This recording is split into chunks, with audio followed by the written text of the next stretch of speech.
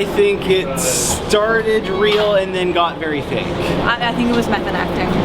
If it's method acting, then you gotta admit that he's dedicated. He's a good actor. Well, he's good, but he's not that good. There was a couple cuts that led me to think it was fake. There were a few moments that led me to think that it was fake, that's for sure. I thought it was very entertaining, whether it was a hoax or not. It was still a really enjoyable film experience. I think if it was a hoax, more power to him, because I hope that's not the real story. Thought it was kind of hilarious. Yeah, it was a lot funnier than I thought it was going to be. Yeah. Did you think it was real or was it fake? I don't think it was real at all. But, well, there was kind of no doubt in my mind that it was fake. Did you go in there thinking it was fake, or did you? No, I kind of went in there not knowing what to expect, because I don't know that much about, like, I remember the press when it was happening, but I didn't know that much about it, but I don't think it was real at all.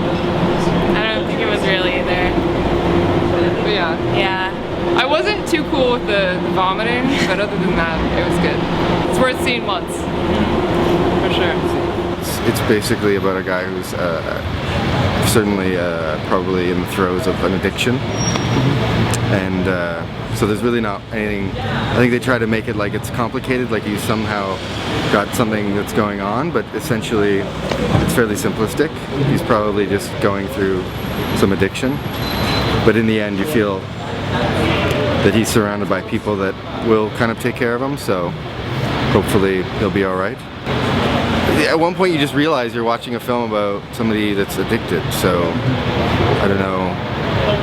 Then you're like, it's funny, and I think a lot of it is definitely played up, but then some of it is, I'm sure, is, like I said, I mean, it's like an episode of Intervention, so it's a mix of fake and real, like, or at least set up and not, you know. You think he was really going through some of these problems in real? Oh, I think so. Oh, I think he's definitely probably an addict. I mean, he spends most of the film not breathing through his nose, so I mean, there's nothing complicated about. I mean, I think people are trying to project somehow that he's this thoughtful artist, and he certainly is. But you know, he's definitely got signs of probably just something as easy as an addiction. And so it's an interesting. It is, but it is still a compelling story because you know you're wondering why is this being made? Like, are his friends, are they concerned, and does he have support around him? And near the end, I get a feeling like maybe he does. So it's interesting. I mean, the whole idea is it mocking? Is it a mockumentary? I don't think that that's so cut and dry. I don't think it's about that. I think there's something probably that's really real about his pain, and it's probably hard for him to confront it as being an actor or whatever, celebrity. So it's very absurd, and I think that's where it's kind of really a good film, because the absurdity of celebrity combined with the anguish of addiction makes, well, for a compelling film apparently. So.